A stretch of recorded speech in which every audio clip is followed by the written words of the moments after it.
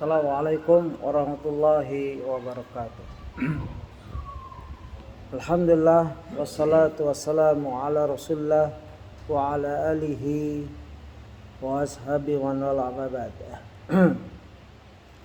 Allahumma shalli wa sallim ala nabiyyina Muhammad.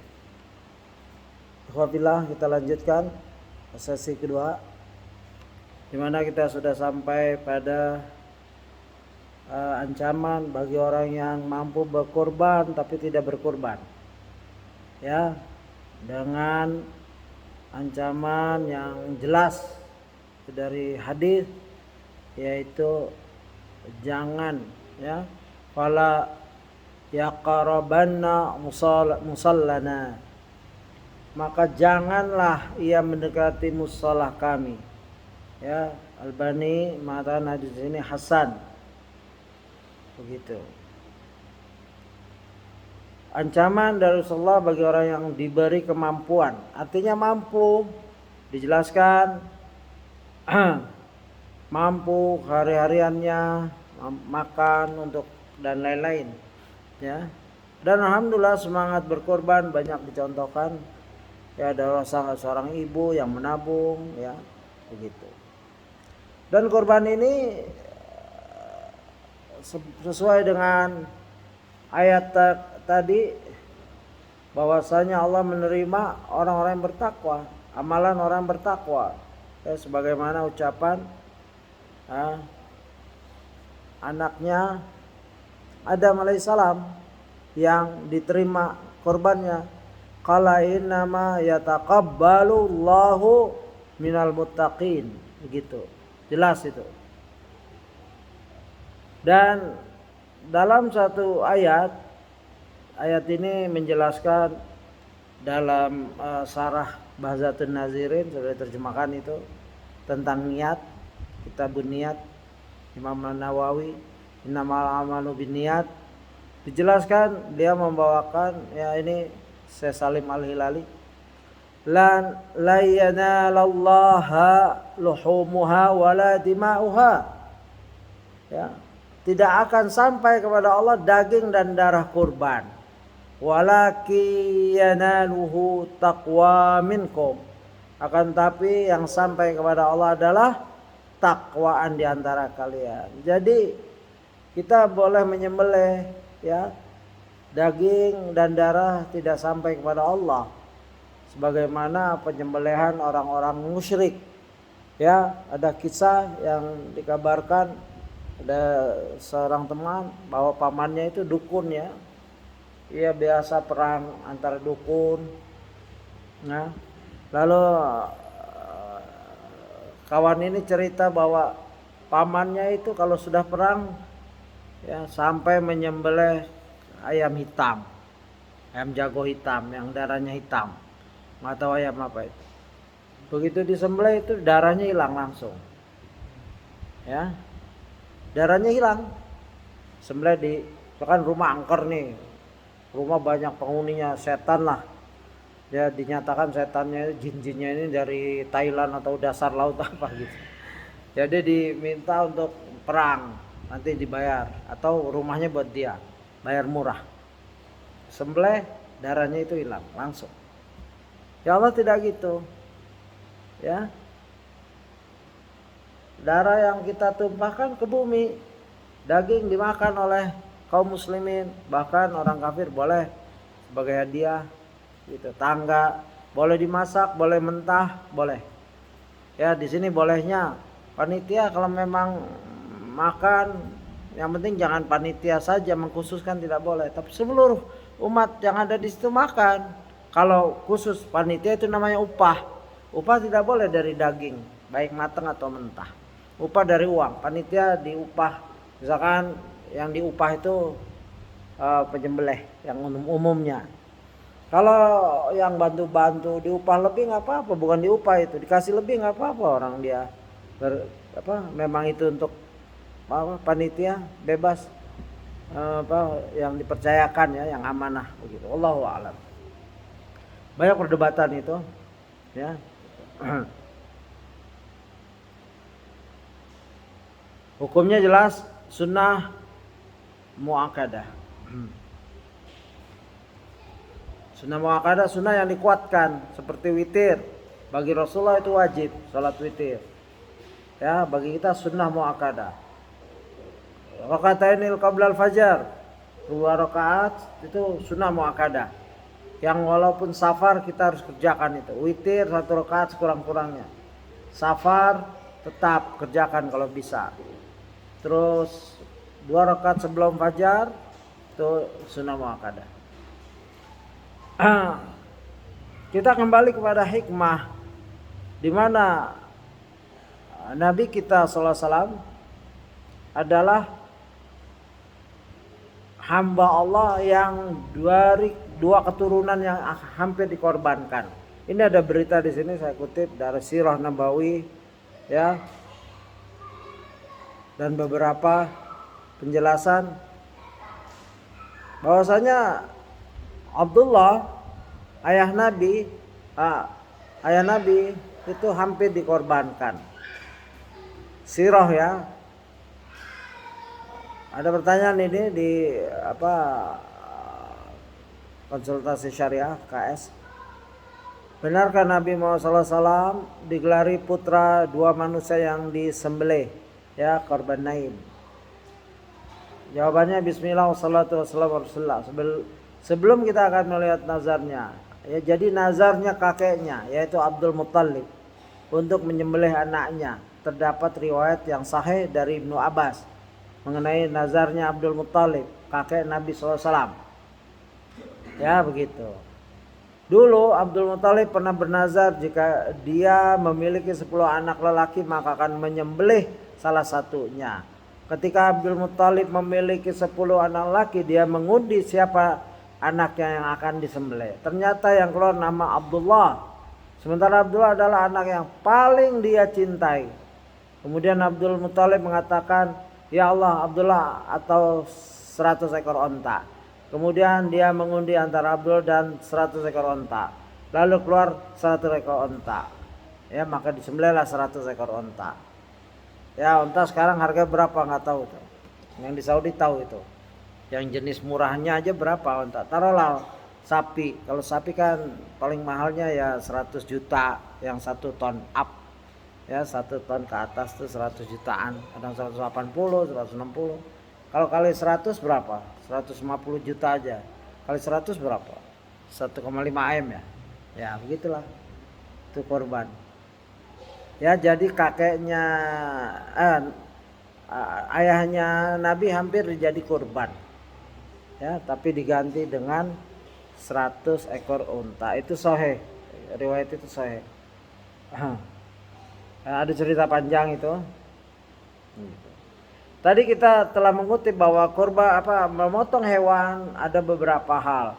1, menyembelih karena Allah, menyembelih untuk selain Allah, aslinya penyembelihan hanya untuk Allah, lalu disimpangkan oleh kaum musyrik untuk selain Allah, lalu menyembelihan yang mubah yaitu untuk dikonsumsi, menyembelihan tanda syukur. Misalkan kita walimah, aulim walau bisyatin. Kalau ada orang nikah lalu Rasulullah bertanya, apa ini?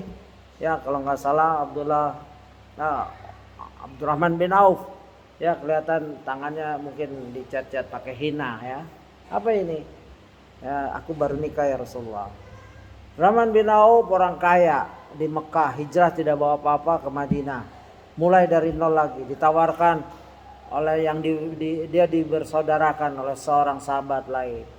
Tawarkan istrinya, kalau kamu mau istriku aku ceraikan. Kalau kamu mau tinggal di atas, tidak, unjuki aku pasar. Lalu dia berbisnis ya sampai kaya, sampai bisa nikah. Nah nikah Rasulullah nggak dikasih tahu. Katanya kenapa ini? Aku telah nikah ya Rasulullah. Nikah walimah lah walau dengan 1 ekor kambing. Aulim walau bisyatin. Itu tanda syukur telah nikah. Boleh. Ya sederhana. Bisyatin ya mungkin 2 juta 3 juta. Walimah itu boleh. Menyembelih untuk dikonsumsi. Ada satu hadis yang menarik di mana apa yang membedakan hewan kurban dengan hewan sembelihan biasa. Ya, begitu. Di sini ada disebutkan dalam satu hadits Bukhari 5545, 1961. Inna awala ma nabda bihi fi yaumina hadza an nusalli thumma narji fananhar man fa'alahu faqad asaba sunnatana. Sungguh pertama kali kita memulai pada hari raya ini Idul Adha, yaitu apa? Melaksanakan sholat di lapangan. Begitu Nabi menjelaskan. Lalu kita pulang, artinya dan segera menyembelih. Boleh di lapangan, boleh pulang. Artinya Nabi pulang mendekati rumahnya. Ya, setelah sholat 2 rakaat Idul Adha, pulang mendekati rumahnya untuk menyembelih. Lalu ada penekanan di sini. Wa man jabaha qabla fa inna ma huwa lahamun qaddama li ahli. Barang siapa menyembelih sebelum Idul Adha, itu sembelihan untuk keluarganya, ya. Barang siapa menyembelih sebelum itu maka hal itu menjadi daging yang dinafkahkan bagi keluarganya. Itu mubah, bukan daging kurban. Tidak termasuk ibadah kurban sama sekali. Lalu bagaimana? Kan ada perbedaan ini, yaitu Idul Adha di yang ikut Saudi nyembelih itu sholat lalu sembelih. Kalau menurut pemerintah belum itu. Apakah boleh dibawakan hadis ini? Itu harus hati-hati. Tidak boleh. Tidak boleh kita menyatakan kepada saudara kita yang mempercayai mereka udah sholat lagi, terus kita bilang itu sembilan biasa, itu bukan korban. Ngamuk nanti mereka. Kalau saya mau di grup satu-satu diam aja. Kalau menurut kita itu sembilan biasa, orang belum sholat kok. Gitu. Tapi ini jangan menjadi polemik ya, jangan diviralkan ini. Kalau menurut mereka itu sembelihan mereka, kurban mereka itu, ya. Tapi kita memandangnya kita doakan semoga Allah terima, begitu loh. Karena itu kepercayaan, keyakinan.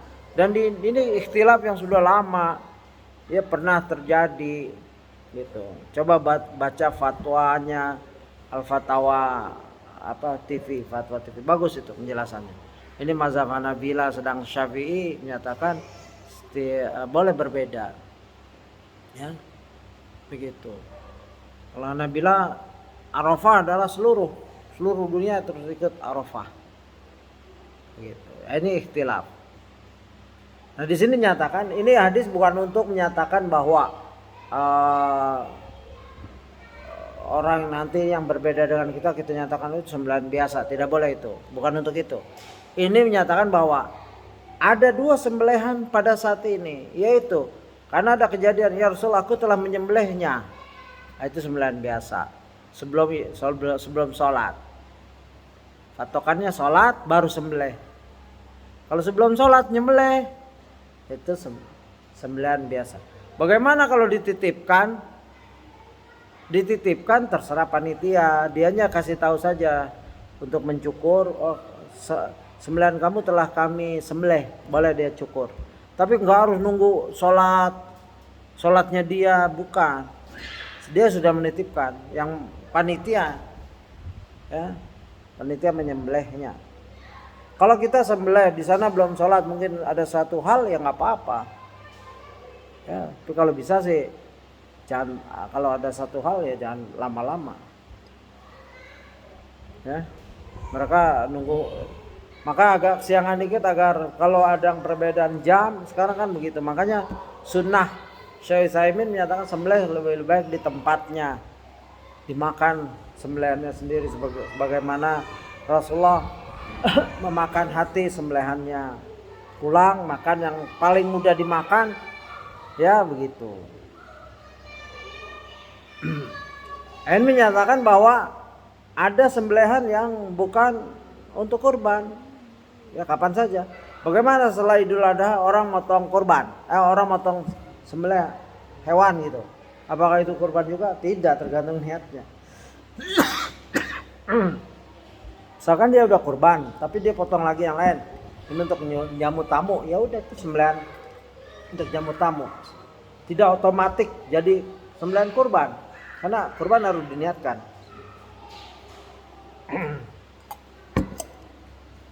Begitu ya.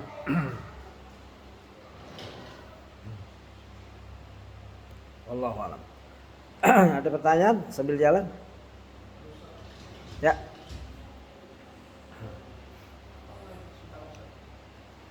Allah.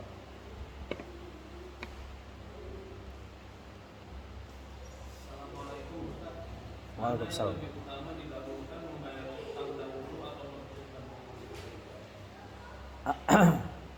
Jika hutang itu, ya bismillahirrahmanirrahim. Jika hutang itu memang sudah terjangkau akan dibayar, terus kurban datang, kurban nggak apa-apa. Ya. Kan hutang itu memang harus dibayar kan, dan dia tahu dia akan bisa bayar. Kecuali tahu ini hutang itu hutang yang mendesak. Dia harus bayar, biar bagaimana dia harus bayar. Tidak ada pilihan. Jatuh kurban, bayar hutang. Ya, kalau masih ada sisanya kurban. Tapi kalau hutang itu rileks, ya hutang rumah, hutang mobil, nanti nggak bakal 10 tahun hutang mobil, nanti nggak kurban-kurban, kasihan. Kalau hutang itu terjangkau, ya dia kurban, ya, begitu. Tapi kalau hutang itu dikejar-kejar, dia cuma punya uang, kurban atau bayar hutang? Bayar hutang. Ya, karena itu lebih wajib.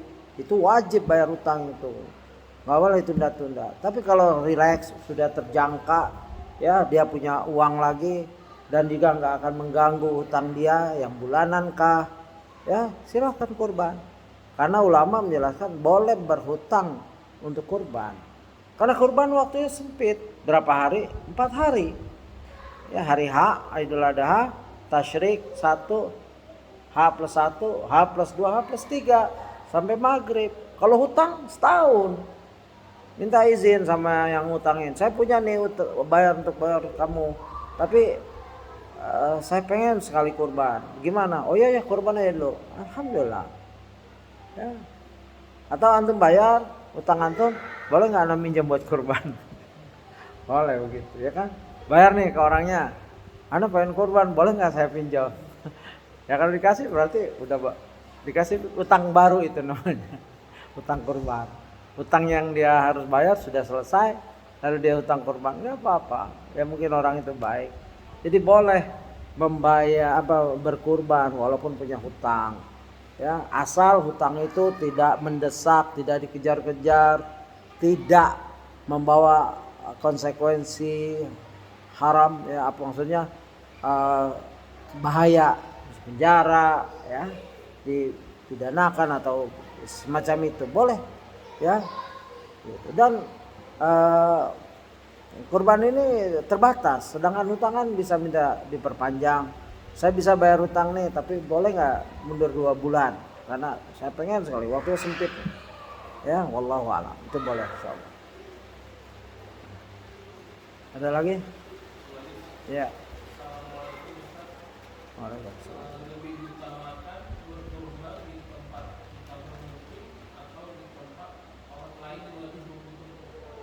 Oh ya. Lihat, Syekh Utsaimin menyatakan bahwa kurban yang afdal adalah di tempat kita bermukim. Karena kita bisa menyembelih sendiri ya, bagi yang mau belajar, terus bisa menikmati sunnah yaitu memakan hatinya pulang sebagaimana itu Rasulullah begitu ya. Begitu. Banyak sunnah-sunnah yang bisa kita kerjakan. Tapi kalau memang kita yakin ya kita hidup di negara yang orang makan daging itu setahun sekali, memang benar-benar dari kurban saja, sedangkan kita ingin menegakkan sunnah, ya lebih baik kita memberi daging ini kepada orang-orang tersebut. Boleh ya, boleh mengirim misalkan ke Afrika kalau memang ada akses ke sana. Atau di Indonesia aja masih banyak orang yang jarang makan daging karena mahalnya daging ya. Kalau di Australia ya, karena saya contohkan selalu karena saya tinggal di sana 17 tahun, itu daging murah sekali sampai bosan kita makan daging. kurban Idul Adha, bukan saya merendahkan Idul Adha, bukan. Sudah tidak terasa karena daging nggak pernah kita lihat kayak kita di masjid-masjid, ya di sekolahan ada sembelih, di sana nggak kelihatan. Tahu-tahu ada di depan rumah kita satu kotak itu daging kurban bilangnya, tapi rapi, lamb chop, steak, udah kayak restoran lah. Potongannya itu bersih, nggak ada serpihan tulang, serpihan kayu, nggak ada itu. Ya, butchernya benar-benar profesional butcher, ada namanya tuh, lamb, bone dan lain-lain lah, ribs, begitu, rusuk. Dia kayak restoran, kotak gitu. Atau di depan rumah kita diketok, orangnya pun udah hilang. Itu satu kambing buat satu orang. Kita nolak-nolak karena penuh. Lah kalau di Indonesia banyak yang makan sate aja jarang, ya boleh. Ya, kalau Anda ikhwan yang bertanya sudah sering makan daging, lingkungannya juga perumahan udah sering makan daging, kirim ke daerah-daerah ya atau ke tempat yang memang kita perkirakan jarang makan daging, agar mereka dapat merasakan kebahagiaan Idul Adha, ya, kebahagiaan Idul Kurban, ya, di mana rasa syukur mereka bertambah, mengikat keislaman. Daging untuk orang yang kafir saja boleh, apalagi sekedar orang-orang yang tidak makan daging dari kalangan kaum muslim, boleh dikirim ke sana. Wallahu a'lam. Ada lagi? Sudah, cukup. Bapak tidak ada pertanyaan? Baik. Jadi kita masih ada 5 menit lagi, jam 8 kita selesai. Ya, penyembelihan itu sesuai dengan syariat Allah dan semua mengandung tauhid. Karena agama Islam adalah agama tauhid. Wa ma khalaqtul jinna wal insa illa liya'buduni yuhawidan, untuk mengesahkanku, menyembahku adalah mengesahkanku. Ya, tidak ada artinya penyembahan jika diiringi dengan sesembahan kepada bersamanya Allah, ya, menyembah Allah, menyembah yang lainnya juga, atau menyimpangkan keseluruhannya, ya, baik dengan nabi, malaikat muqarrabin atau yang lainnya. Nah, ibadah kurban adalah ibadah yang agung, termasuk ibadah yang penyembelihan, maksudnya zabah, yaitu penyembelihan adalah ibadah agung yang dimana konsekuensinya jika kita simpangkan bisa syirik. Kalau kita riya itu syirkul asghar. Kalau kita simpangkan untuk nabi, untuk malaikat, untuk wali, untuk gunung, untuk bintang-bintang, itu syirik. Na'udzubillah min dzalik. Begitu. Dan dengan menyebut nama Allah itu zabah, ya, atau kurban, sembelihan menjadi halal. Ya, begitu. Bedanya keharaman dengan kehalalan adalah dengan disebutnya nama Allah. Inilah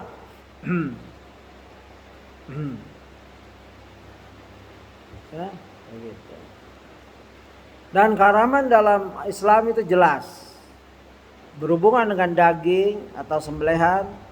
Innama harrama alaikumul maita wad damma wa lahmal khinzir wa ma uhilla bi ghairillah. Sungguhnya Allah hanya mengharamkan bagimu bangkai.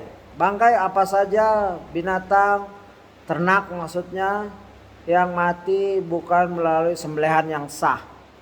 Terpukul, jatuh, dan lain-lain, tenggelam, ya, binatang ternak. Itu bangkai. Darah, apa saja bentuk darah yang dikeluarkan dengan sengaja dengan sembelihan atau luka, ditampung, dimakan, naudzubillah, itu haram. Daging babi, ya, lahmal khinzir. Dan sembelihan yang dipersembahkan kepada selain Allah. Sembelihan untuk berhala nggak boleh kita makan. Sembelihan untuk dukun kita diundang nggak boleh kita makan. Sembelihan untuk ini itu kita diundang makan nggak boleh kita makan. Kalau kita tahu, ya, begitu. Kalau kita tahu orang itu suka menyembelih untuk dukunnya, setannya, jinnya, lalu kita diundang, kita tidak boleh makan. Begitu. Demikian ya apa yang kita bisa sampaikan di sini, sehingga jelas ibadah yang akan kita hadapi dan kita jujur kepada Allah bahwa saya mampu segini berkurban, saya tidak mampu, ya Allah ampunkan dosa saya, ya. Lalu perbanyak amalan yang lain di 10 hari ini, 10 hari yang mulia. Kalau hari 10 hari ini Zulhijjah, kalau malam Ramadan terakhir, ya, wal fajr walayalin asar, ya, begitu. Ini adalah 10 hari yang mulia, maka isi dengan ibadah, takbir, tahmid, doa. Rabbana atina fid dunya hasanah wa fil akhirati hasanah wa qina adzabannar. Perbanyak doa itu. Jangan meremehkan doa itu. Kalau doa itu dikabulkan, satu doa kita dikabulkan, selesai sudah. Pas kita lagi malas-malasnya, ngantuk, lagi kesel, lagi sumpah, tahu kita berdoa seperti itu dan Allah menerima, selesai sudah. Rabbana, wahai Rabb kami, Rabbana atina fid dunya hasanah, beri kami, ya, di dalam dunia ini kebaikan. Seluruh kebaikan yang kita kenal, yang ada di kepala kita, yang ada di imajinasi kita, di angan-angan kita, ya, masalah dunia diberikan pada kita, selesai sudah. Belum tentu baik menurut kita, baik menurut Allah untuk kita. Kadang-kadang baik untuk kita, belum tentu baik menurut Allah. Wa fil akhirati hasanatan wa qina adzabannar. Dan akhirat yang baik. Akhirat yang baik yaitu akhirat tidak ditanya dalam kubur, kalau ditanya pun ringan. Allahumma hasibni hisaban yasira, ya Allah, kalau aku harus dihisab-hisab yang ringan saja. Begitu. Terus wabil akhirati hasanatan wa qina adzabannar, dan dijauhkan dari api neraka. Itu final. Kalau jauh dari neraka berarti masuk jannah. Tidak ada tempat ketiga seperti Mu'tazilah. Ya, wa qina adzabannar, jauh dari api neraka berarti masuk jannah. Insyaallah Jannatul Firdaus. Demikian, semoga kita dimasukkan oleh Allah Jannatul Firdaus bersama para anbiya, ya, mujahid, orang-orang soleh, orang yang benar. Demikian. Saya mohon maaf jika ada kesalahan, dan semua kebenaran dari Allah Subhanahu wa taala. Subhanakallahumma wa bihamdika asyhadu an la ilaha illa anta astaghfiruka wa atubu ilaik. Assalamualaikum warahmatullahi wabarakatuh.